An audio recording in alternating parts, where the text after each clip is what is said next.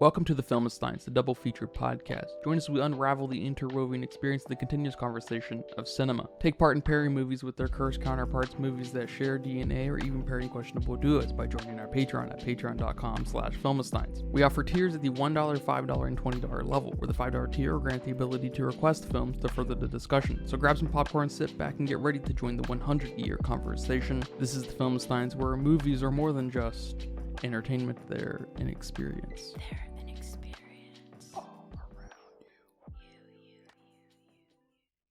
And welcome back to another episode of the Filmistines. Thank you guys for joining us today. I am joined by a stranger today, Lucy. Hello, everyone. Not a stranger. You can join us every Monday, Wednesday, and Friday for brand new episodes of the Filmistines. Some recent episodes include 2024's Mean Girls, Ferrari, Poor Things, our 2024 Academy Award predictions, if you want to see if we were right, and Richard Jewell, Lucy's favorite movie.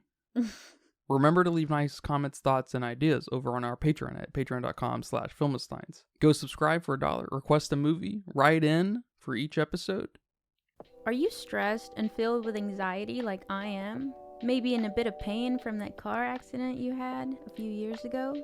Well, the sponsor of today's episode, Hempville CBD, has us covered. They have the highest quality products created by chemists and doctors. Hempville carries everything from CBD to THC dispensary grade without those despicable dispensary prices. Order your Delta 8, 9 edibles and vapes along with the THCA flower and get free shipping when you spend $50 or more at HempvilleCBD.com. Check out the link in the description for more details. But today we are discussing Andrew Haigh's 2023 film, All of Us Strangers. And I know you like this film a lot, but I've been beating it around in my head a little bit.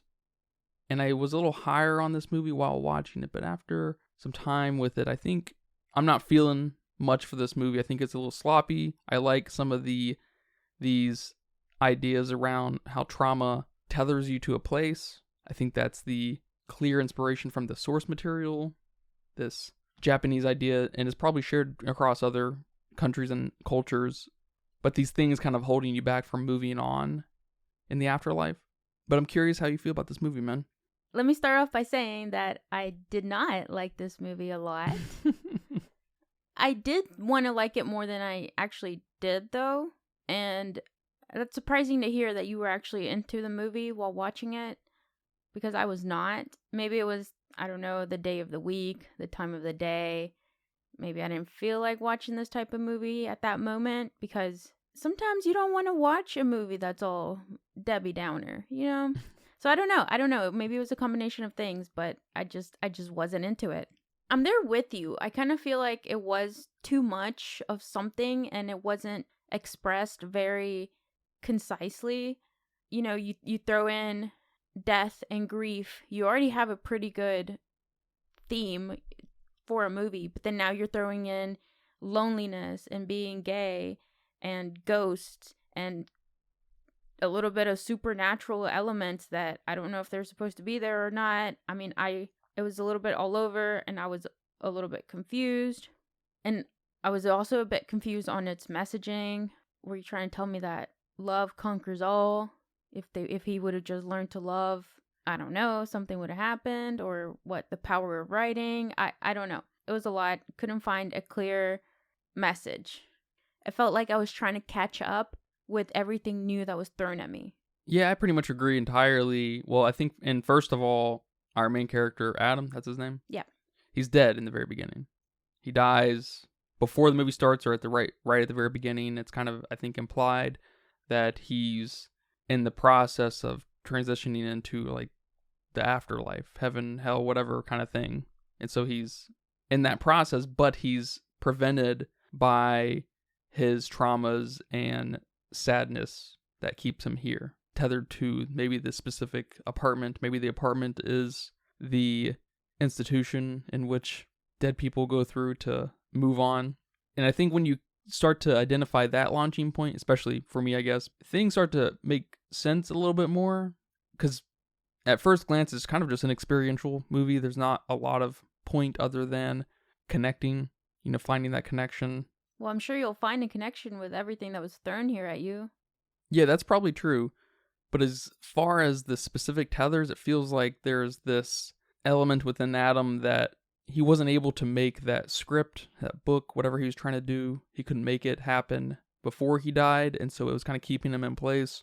Or so he thought. And then what was maybe really keeping him here, it was his inability to connect with anyone. And then he met another passenger that allowed him to connect and kind of help each other move on. Does that make sense? Yeah, that makes sense. And that was one of my biggest questions after watching this movie. Were they all dead? That was the thing. They were all dead. And there's bits and pieces that clue you in that they are, especially the end when you find out that Harry's dead too. And you're like, oh, well, I guess Adam must be dead. If everyone in this world is dead, what makes him so special? And then there were like hints where he's got that fever, and the fire alarm in the beginning kind of made me think, like, did he die in a fire? I don't know. But it still didn't click to me on everything that went on here. But with you saying that they were kind of there to help each other move on through the process, that makes more sense. Yeah, I was wondering if it was the fire alarm or he actually died of AIDS or HIV or whatever, because he brought that up to Harry about having sex with a man. Won't that maybe kill you? Thought that there might be something to that. But I don't think they give enough to us one way or the other to make it super clear other than that he is dead. Yeah. Because the others are explicitly dead, at least at some point. Harry, Yeah, we sort of see him. Yeah. And the parents, obviously. But there is, at least in retrospect, that explicit acknowledgement of, oh, can't you die from that? Coming from Adam. So maybe kind of think, oh, okay, so maybe that, but it's kind of irrelevant how he died. Yeah, I agree. And there was a section where, like, he felt like he was in pain. There were some scenes where he expressed, I don't know, his chest or something was in pain. I don't remember, but there were also a lot of fire visuals, but those could have just been to contrast some of the loneliness felt. So I don't know. I mean, but like you said, it doesn't really matter how he died, just that you recognize that he is dead. And with that, we get some of the coolest sections of the movie. Really, probably the only cool section of the movie is with his parents, where we have these almost like shower thought kind of conversations within himself, where he reenacts what he thinks his parents would do and say in certain conversations and situations. And it starts to open this door where I'm like, okay, you're kind of manifesting and fabricating some resolution with your parents that you didn't really get to experience too much time with because they died when he was like 11 or 12, right? And I think that was obviously kind of what his screenplay novel was about, right? And what maybe could have been and what should have been for him. But we didn't really get any answers or anything meaningful out of it other than him kind of realizing that he is dead. I feel like there wasn't a lot of connective tissue with trying to make him connect with everybody. Like, he literally connects with Adam. With Harry. Yeah, with Harry. They hook up. He falls in love. So we're good there, but that's really not the focus of the movie. I feel like we were kind of hung up with the parents, and it's the better part of the movie. So I wish we could have fleshed that out maybe a little bit more. Because on the other side of that, when Adam's talking to Harry about his parents, it's so, I don't really know how to put it. It's lame. It feels like Harry's just a slut and he's trying to hook up, I guess. I'm not getting the emotional connection between the two. And it doesn't help that Adam is kind of divorced from their reality because he's so stuck in his head. So it's just a kind of frustrating, complicated mix of perspectives from different characters that just kind of makes it incoherent. You feel me? Yeah, I understand what you're saying, but I actually disagree with you. My favorite parts were Harry and Adam and not the parents. The parent bits kind of bored me. I don't know, it just felt like the conversations were a little forced, especially that conversation the mom and Adam have in the kitchen. And that whole scene just felt off to me. I don't know, maybe her reaction just wasn't what I was expecting based off of other things. And then I was a bit lost in, okay, we obviously know the parents are dead. Do the parents know that Adam is dying? I was just a bit confused on that. And then if they knew that, are they helping him transition into the afterlife, or he's helping them, they're helping each other? I don't know. It just a little bit lost there on that. Especially how she reacted at the end after Adam tells her that he's gay and doesn't have a girlfriend, blah blah blah, and she's just like, "Well, I don't want to drink this coffee anymore." I'm like, "What?" Oh, that just felt off to me. I don't know. And then we have that scene later on with the dad when the mom wasn't there, and they have their little one-on-one and they're listening to music. I don't know. It just didn't feel that heartwarming connection that I wanted to feel. No, I totally get that, actually, and I justify that in my head with this coming from his imagination and him trying to fabricate what he thinks he wants out of these conversations that he never had with them. And so they need to be a little bizarre in how they're told, because they're not the real conversations that happen. There's nothing natural about them. He's writing both sides for something that never happened, that he wished would have happened, just so he probably could have had his parents for a longer time, you know? Yeah, that makes sense. That's probably why they didn't feel very soothing. Like, parents would try to soothe you like that. Yeah, like the shower thoughts thing you said. He's making up these almost harsh conversations in his head with his parents. It's kind of funny. So we ultimately have like this schizophrenic ghost who is convinced that these visions are real in his ghostly world. Oh my gosh. So he brings Harry to the actual like ghostly place, and it turns out that his parents aren't there because they were never there. They're always in his head. They were always in his ghost mind. But Harry saw them. Yeah, I think Harry saw them because you can actually kind of manifest your thoughts in this ghostly world, because it's another world. It's not Earth. And I don't know if I can actually believe Harry anyways, because he's just trying to connect with Adam one way or another. Well, we see Harry's reflection when he sees the mom and dad through the door, and he like gets scared and backs away and then runs away. Was that them? Yes. Okay. I think. Well, because at that point I was thinking, oh, this is a movie about ghosts, and we can see them, and Harry can see them. Everyone can see them. Okay, all right. I'll go along with that thought process. Because at that point I hadn't quite yet figured out that Adam was dead. I had suspicions that either Harry was dead or was going to die. You know, something was obviously going to happen with Harry. But I hadn't quite figured it out yet. So at that point where he saw the parents, I was like, all right, this is now like a supernatural movie. Cool. I'll follow. But it wasn't. Sort of. Yeah, and it wasn't because it was sort of a cerebral movie at the same time. Yes. Which is fun. It's fun storytelling. It just doesn't totally land with me. Yeah, and when we see Harry dead with his bottle, I'm like, oh, Adam's been dead the whole time, kind of thing. And, oh, this is like a processing institution for going one way or the other in the afterlife kind of thing. That's funny, because I didn't go there immediately. I was like, poor Adam, what's he gonna do with all these people dying around him? Because also there is like no one in the apartment, you know. It's very vacant and very ghostly and stuff. Yeah, you're just, a little bit, you're like 5 minutes smarter than me. I didn't realize it till 5 minutes later. I was like, oh, I see. But I don't know, because I can maybe see, I don't know, there's, probably many ways to look at this. I can't get away from the fact that Adam's already dead, though. So I'm not sure. Yeah, almost like you'd have to rewatch this. Yeah. With that in mind and see it from a different lens.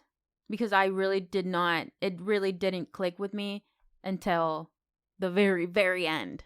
And by that time, with how confused I was, I had already forgotten the movie. It's like, it requires a second watch, almost. I thought this was going to be a bit more romantic, based on you and Wiki telling me that it was a romantic film. So I had my romance cap on, you know. I was ready for the romance here. And there was a bit of romance, but completely not what I was expecting. And typically in romance movies, they're so easy for me. They're very guilty pleasure movies for me. You're probably going to make me cry in a romance movie from either just pure happiness of people loving or sadness from people breaking up or someone losing somebody, you know? And I thought that's where we were kind of heading here with Harry. And it just caught me by surprise that I didn't even have a chance to let my emotions out. Because once I found out Harry was dead, I thought, okay, here's the waterworks. Here's where I'm going to cry. But then it turned into, oh, he's already been dead. And I'm like, okay, is that sadder? Is that worse? I don't know how I'm feeling here. Then it turns out Adam was dead. Then it was like, oh, now I don't know how to feel. I don't know how to take this. It was almost like calling this a romance in my head, at least, with my romance cliches and stuff, didn't hit. No, I mean, I totally get that. I thought this movie was going to be a little bit more of a romance movie where Harry helps Adam overcome his trauma from his parents' death. But when you realize, oh, his parents died when he was 12 and he's, what, late 30s, 40 years old? Yeah. So it's just like, oh, okay, it's kind of bizarre to be hung up on that where you can't function in the world. But for your spirit to be hung up on it where you can't move on because you missed out on all these experiences with them, your parents, changes the flavor of the movie. And so it was totally something unexpected for me too, don't worry. I was like, oh, okay, this is bizarre. Is this an A24 movie? No, it's not. It's a Searchlight movie, actually, or distributed. I also like this little echo throughout the film of strangers, and the movie being called All of Us Strangers, and it just highlighting those people and families and cultures and stuff who live on the fringe of, or so they feel anyways, of who they are, where they are, and who they love and stuff. And it just kind of painting the sad picture of loneliness, you know? No, I definitely agree with that. I think that's the most powerful thing in this movie, especially when we realize Harry is dead. He says, why am I still there? Why haven't my parents been contacted? Why doesn't my brother and sister know? Why am I like still lying dead on the floor? No one's been told anything? That was probably the saddest part for me. I almost wish that was a little more of the focus of the movie. And it is and isn't, I guess, at the same time, because there is this stranger element between Adam and his parents, right? But there's also this element where they see him as that 12-year-old still, right? He's in his PJs, he sleeps between them, Christmas, yada, yada, yada, which those are the last memories he has with his parents, so that's kind of how it's manifesting. But it doesn't really challenge the, oh, I'm a stranger to my parents. They don't really know who I really am and stuff, because they're shower thoughts. They're those artificial conversations you're having with these people who were never there to have that conversation with in the first place. Yeah, because there's that scene between Adam and his dad where basically Adam's dad tells him, yeah, you were crying all the time. And Adam says, well, why didn't you ever come talk to me about why I was crying? And then the dad was like, well, why didn't you tell us you were being bullied? And there's something very powerful there too, because we all do that, especially as kids. We expect someone to come to us, to come take care of us. But as parents, I don't know, you're just letting your kid be a kid, or you're letting them learn life's hard lessons by themselves. I don't know. There's probably plenty of reasons why you wouldn't approach your kid like that. And not out of maliciousness or anything like that, but just out of, you need to build your own person. But in Adam's head, it was like, I needed you to come help me. And it's a funny thing, because you want to say maybe as a parent that you can tell when your kid's off, or if you're looking at a parent and kids, like obviously you should be able to tell your kids are off. But a kid or someone feeling like a stranger is something else completely.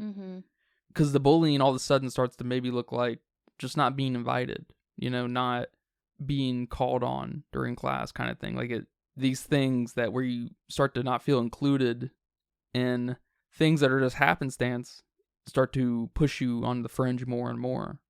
And then how do you, as a parent maybe, or even a friend, how do you notice that as anything other than just, them being a little bit depressed for X, Y, and Z? And they're having an off day. Yeah. Yeah.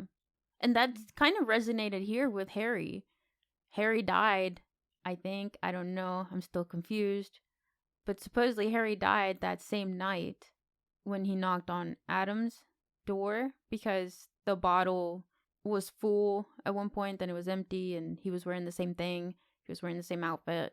And then Harry says, like, why didn't you talk to me? Or something like that.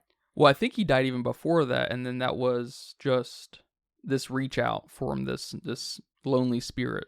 Okay. And we kind of just went from there. Okay, yeah.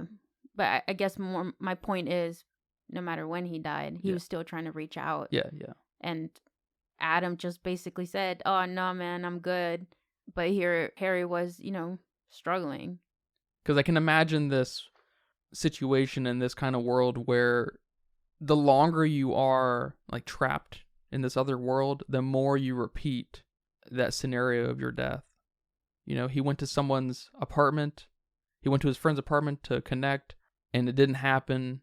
And some time goes by in your ghostly world, and then you wake up as a ghost, and those days repeat in some way or another, and sometimes with other ghostly figures who are left behind or trapped behind.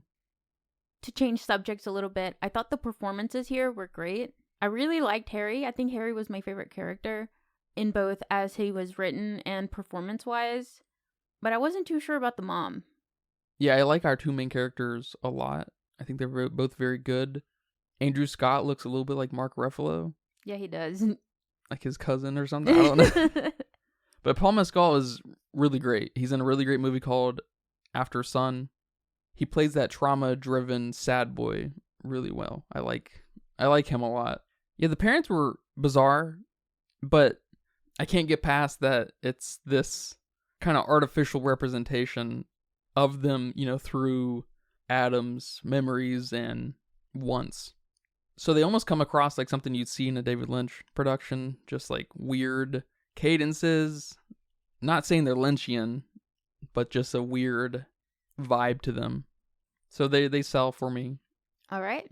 They're not great or anything, don't get me wrong. I mean, Paul Mescal here is obviously the star. We need him in more stuff. One of the things that really stood out to me in this film was the editing, but most specifically the transitions. I thought there were some really neat transitions here. There were some in the club scene when he was, I don't know, high on ketamine, if that's the appropriate way to say that were really cool. Really cool. I think there was some really cool use of lighting here that helped with those transitions. There were some that kind of faded in and out, a little kind of 90s, but maybe that went with the vibe here because the parents were, probably from that era. I don't know when they died, but probably around that time based off the music choices and the house and maybe what they were wearing, what they had. So I kind of like that. Yeah, that's one reason I kind of mentioned A24 because it's got this, what is the apex of A24 colors and vibes? Probably Euphoria. It's just peak that. It's really beautiful, and it's one of those things that if you're into, you gotta be a little careful because you start to maybe be mistaken with the so-called quality of it, which I think I fell victim to a little bit because it was just so wonderfully made. I connected with it a little bit more on an experiential level, and then after thinking about it, just like it's a little messy, I think, but it's no doubt a very personal film for Andrew Haigh, so that's gonna be risky just in the fullest form. But yeah, I totally agree. It was really beautiful. I wasn't exactly sure because, like I've said in our previous episodes, I'm paying a little bit more attention to our introductions here. And when Adam first pops up on the screen, we had just gotten almost like a landscape of the city and some pretty colors and people's and actors' names were popping up on the screen. And then Adam was like fading in the top left corner.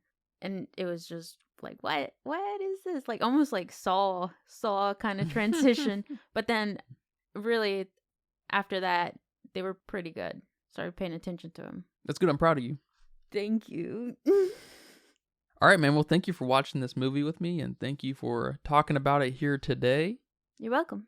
Do you have a budget guess for me? I do have a budget guess. I guess. Not sure if I'm completely off, but I'm giving it 20 million. I feel like that's a little high because I was playing with 15, but 15 felt a little low, so I'm going with 20.